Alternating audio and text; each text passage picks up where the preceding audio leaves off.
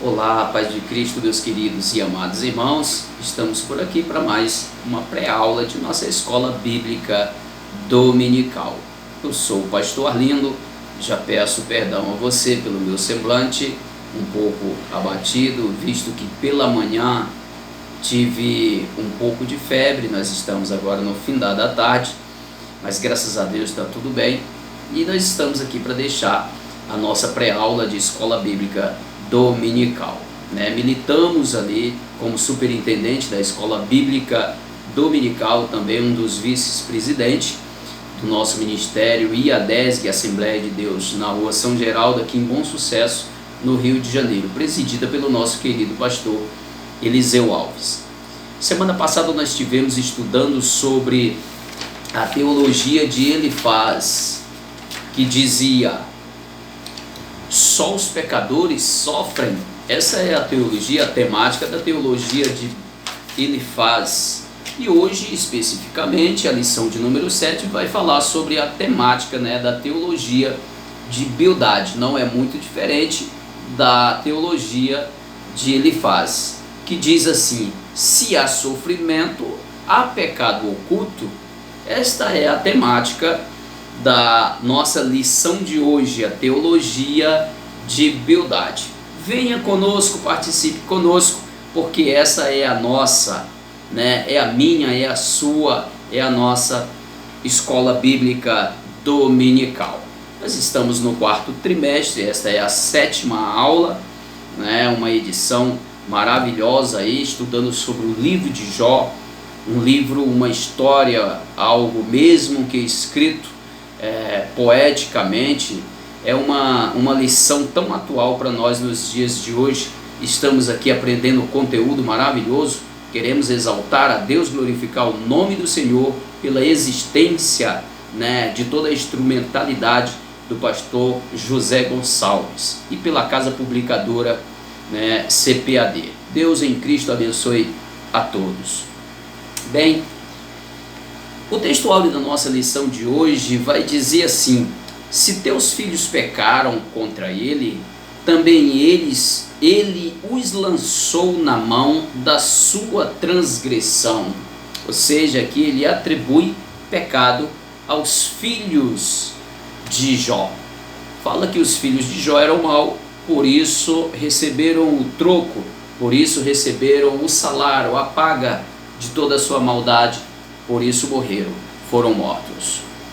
A verdade prática diz assim: a existência do sofrimento não quer dizer que haja pecado oculto. Isso é fato. É bem interessante nós ressaltarmos, novamente falarmos aqui que a lição da semeadura é fato, isso é verdade. O apóstolo Paulo fala sobre isso. Não se engane, porque Deus não se deixa enganar. Tudo aquilo que você plantar, também colherá. Ou seja, se plantar bem, vai colher bem. Se plantar mal, vai colher mal. Mas o problema dos amigos de Jó, tanto Elifaz quanto Bildade, que é esse que nós estamos estudando aqui, Bildade, tanto um como o outro, erraram feio quando aplicaram essa tradição, que era uma tradição que eles entendiam, uma tradição que vale até para os dias de hoje, vale para os dias da graça também. Então, eles aplicaram para uma causa diferente, era uma causa específica, era uma causa atípica, diferente. A situação de Jó era totalmente diferente. Eles erraram porque apontaram para a direção errada. Isso nos traz uma lição excepcional dos dias de hoje, lembrando que além de a nós não foi dado o direito de julgar a situação de pessoas. Não podemos estar avaliando ou tentando adivinhar pecado de alguém por causa das circunstâncias, por causa dos acontecimentos, por causa de enfermidade ou por causa de alguma situação semelhante. Então não foi nos dado esse poder, essa autoridade, e ainda mais né, de fazer um julgamento desta natureza. Por isso nós devemos ter muito cuidado no momento de nós aplicarmos o que nós entendemos que está escrito na palavra de Deus, naquilo que nós entendemos que é verdade. O que é verdade pode ser falada a todo tempo, pode ser falada a qualquer momento, pode lançar ela a qualquer momento. De forma alguma, a verdade, até a verdade, tem o seu tempo certo de ser liberada. É como marcha de carro.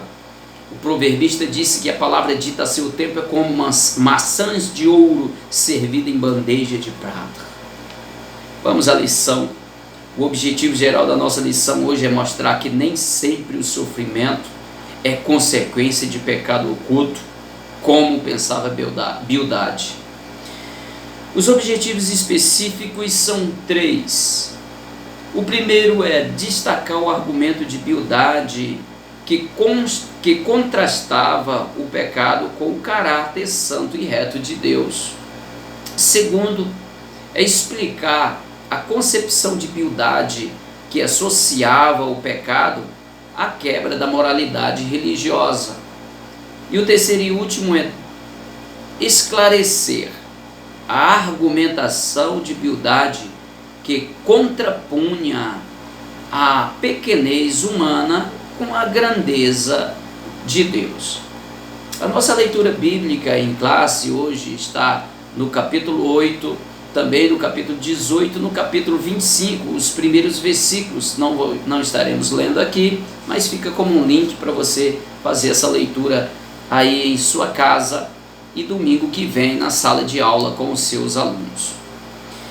Muito bem, o ponto central da nossa lição é: quando há sofrimento, não se quer dizer que há pecado oculto.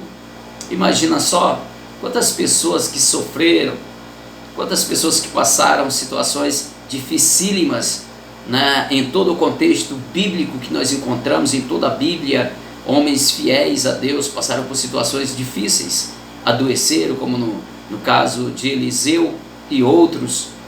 E o que dizer dessas pessoas? Estavam em pecado, cometeram um pecado grave, eles feriram, né, a doutrina, as ordens, os estatutos de Deus para passarem por essa situação. Misericórdia, Senhor, coitado de nós, se fôssemos retribuído tudo aquilo que fazemos, visto que as nossas obras não são boas, né? Nem as nossas melhores obras, como disse o profeta Isaías, capítulo 64, versículo 6, que as nossas obras de justiça diante de Deus são como um trapo de imundícia. Não, que seria de nós? Ainda bem que o Senhor, no momento certo, entra com a sua misericórdia e também no momento certo com a sua graça para nos beneficiar. Ai, que não fosse a misericórdia de Deus. E a misericórdia de Deus é a causa de nós não sermos consumidos. Mas vamos tomando cuidado por aqui, aprendendo com a palavra de Deus, para nós não tomarmos interpretação errada e aplicarmos na pessoa errada. Conhecer a verdade bíblica é um dever de todos nós. Precisamos conhecer a verdade. E mais do que isso, é saber o momento de aplicar e como aplicar. O problema não está na interpretação aqui. A interpretação é certa, mas o problema está na aplicabilidade. A aplicação dela foi feita de forma errada. O primeiro tópico da lição de hoje fala: o pecado em contraste com o caráter justo e santo de Deus. Deus é justo e reto. Esse é o primeiro discurso de Bildade para acusar Jó. As palavras de Bildade não eram palavras para levantar, incentivar Jó, ou nem sempre procurar de fato aonde ele tinha errado. As suas palavras eram palavras de acusação, palavras que lhe causavam dor. Era tudo que Jó não estava precisando naquele momento. Era exatamente o que ele ouviu de seus amigos. Da primeira aula que nós ouvimos o discurso, a acusação do primeiro amigo, a saber, Elifaz, agora do seu segundo amigo, Bildade. Era tudo que ele não precisava, era tudo que ele não queria e nem precisava ouvir. Acusações. Ele precisava de uma palavra de incentivo para melhorar a situação do seu coração, do seu sentimento, das suas emoções. Imagina só como estava o interior, a alma daquele homem. naquele momento, né? Deus é justo e reto. Essa teologia é uma teologia que se sustenta. É claro que Deus é justo e reto, mas aqui no capítulo 8, versículo 1 ao 22, são aqui a exposição das suas acusações ao Jó. Possui semelhanças com a de seu amigo Elifaz, né? Para esse segundo amigo, as ações de Jó não poderiam ser justificadas, pois elas condenavam a Deus. Ou seja, quando Jó tentava justificar a sua situação, ou tentar provar para ele, para os seus amigos, que quem se manifestou foi Bildade, nesse momento, né? Nesse estudo que nós estamos estudando, no capítulo 8, 18 e 25, os primeiros versículos, a manifestação foi dele, o discurso foi dele, de Bildade. Então ele acusa Jó de se justificar. E se Jó estava dizendo que a causa do seu sofrimento vinha de Deus, se era Deus que estava lhe provando, então logo Bildade estava dizendo, se está chamando Deus de injusto. Então Deus, ele é justo e reto. Quem é você? Quem é você para acusar a Deus? Mas Jó, na verdade, não estava nem sabendo o que estava acontecendo. Ele só sabia de uma coisa, que Deus é tão grande e tão poderoso, que Ele pode todas as coisas, e que a causa que ele estava vivendo era muito além do que uma tradição religiosa da época. Era um propósito, não se sabe, mas o que estava acontecendo vinha de Deus, porque antes ele disse, Deus me deu tudo, e Ele mesmo tomou. Nu eu vim do ventre da minha mãe, e nu voltarei para lá. Ou seja, ele sabia que Deus tem um controle de tudo, dar e tirar, tudo pertence a Ele. Ele sabia disso, mas todas as vezes que ele se justificava, Bildade se levantava para uma acusação pior ainda. Aqui no subtópico 2 fala, uma compreensão limitada da natureza de Deus, né? Uma compreensão ilimitada da natureza de Deus. Bildade traz consigo uma compreensão incompleta e ilimitada da natureza de Deus, o que faz com que ele pense que o sofrimento de Jó seja a consequência de um pecado oculto. Coisa ruim é quando a gente tenta interpretar uma visão de Deus onde nós não temos um apoio bíblico. Lembrando os irmãos, lembrando o professor, que na época eles não tinham escritura como nós. Hoje nós temos tudo em nossas mãos. Basta tão somente estudarmos caprichosamente a palavra do Senhor, texto e contexto, interpretá-la de forma correta, usarmos a hermenêutica bíblica, né, de forma coerente, principalmente com a primeira regra da hermenêutica bíblica, que é a Bíblia explica a própria Bíblia. Não se pode aplicar uma palavra, não se pode interpretar uma palavra quando o texto não quer dizer aquilo, mas respeitar esta primeira regra, a Bíblia explica a própria Bíblia. Aqui o terceiro subtópico diz a imperfeição humana. Diante da defesa teológica feita por Bildade, Jó pergunta, como se justificaria o homem para com Deus? Jó 9, versículo 2. Ora, Deus é infinitamente sábio e justo. Jó está consciente de que nenhuma perfeição humana lhe habilitará, né, aproximar-se de Deus. Ou seja, a sabedoria dele aproximar-se à sabedoria de Deus. Jamais. Jó sabia de tudo isso.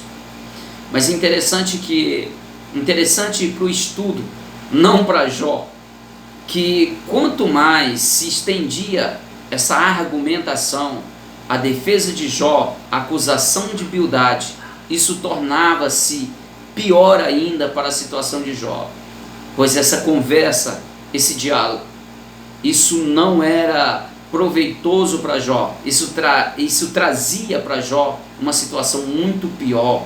Imagina só, mas ele era consciente de sua vida. Como é bom, servo de Deus, como é bom como é bom você, nós, termos consciência da nossa vida.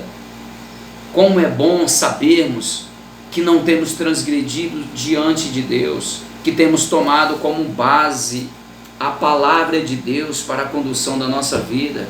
São tantos burburins que se ouvem, são tantas falácias, são tantos falatórios, são tantas interpretações, teologias e mais teologias distorcidas, sem base na palavra de Deus, levando à confusão de mente, à confusão, doutrinas erradas, aquilo que o apóstolo Paulo recomendou a Timóteo, né, o seu discípulo Timóteo, que deveria se precaver, tomar cuidado com tudo isso, porque a santa doutrina do Senhor sempre vai nos confrontar, sempre vai bater contra os nossos erros.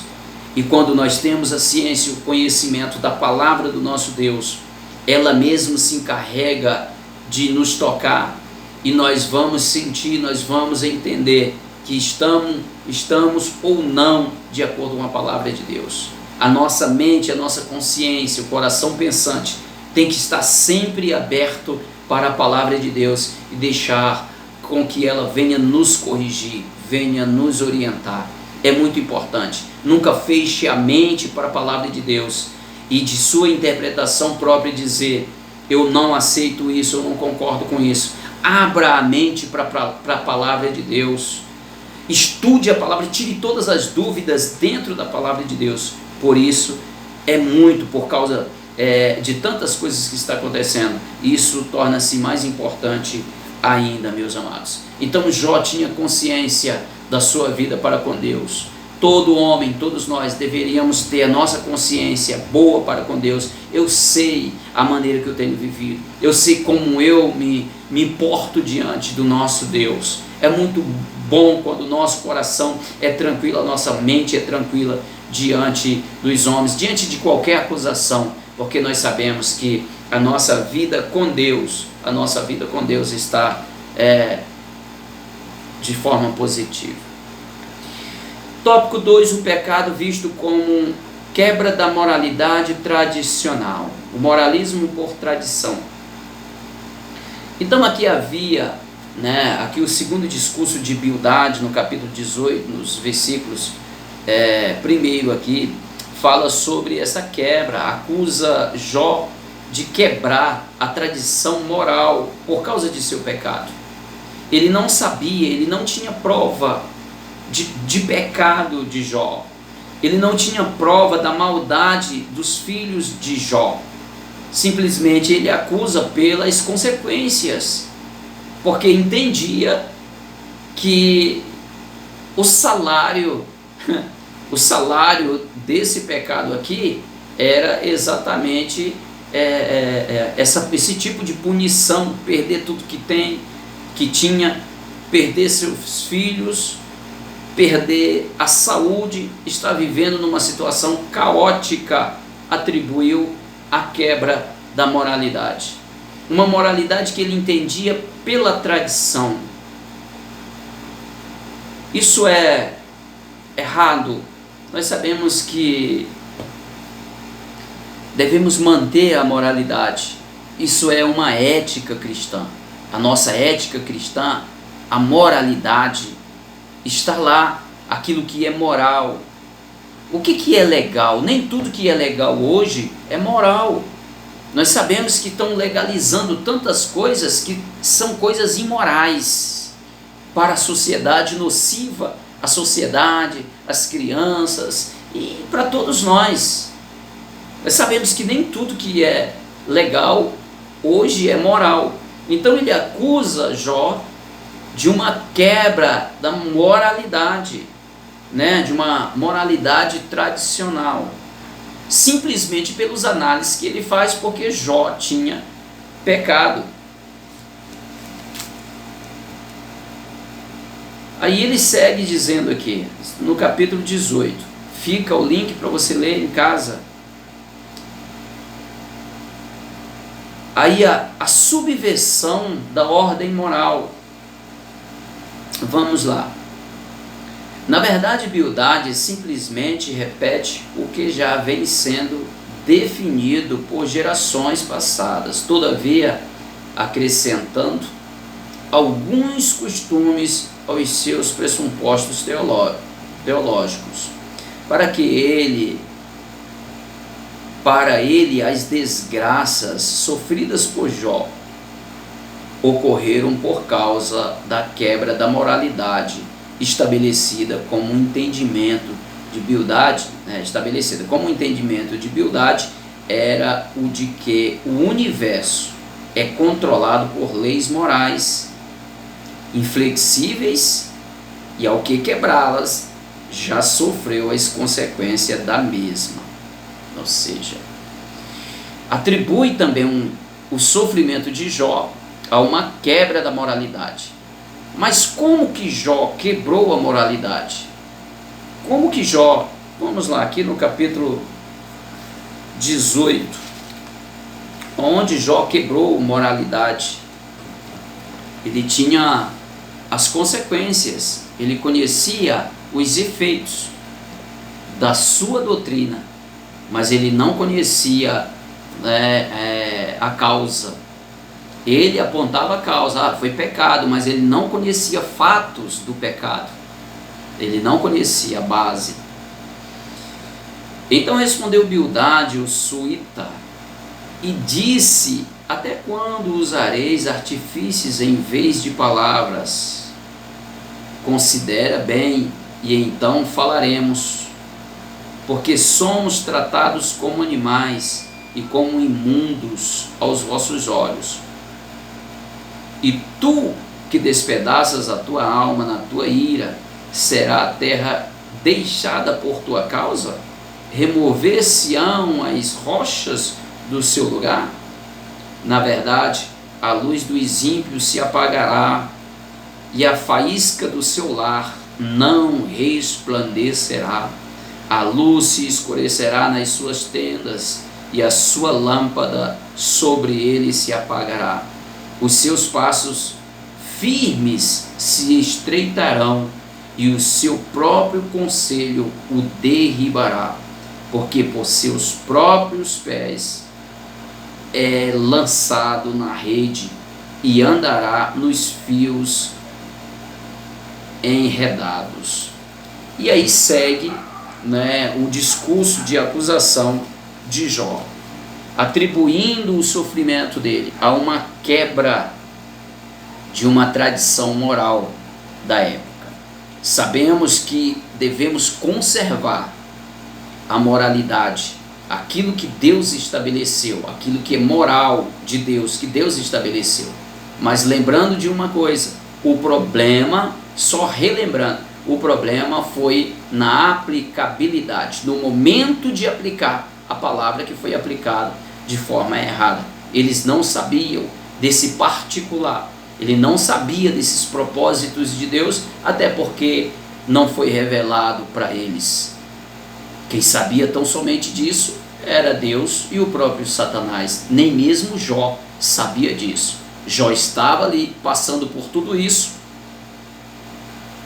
Lá mais na frente ele seria restabelecido, seria restaurado toda a sua vida, e Deus conhecia a fidelidade dele, mas até então ele não sabia. E vamos seguindo aqui. Contemplando a cruz. Contemplando a cruz.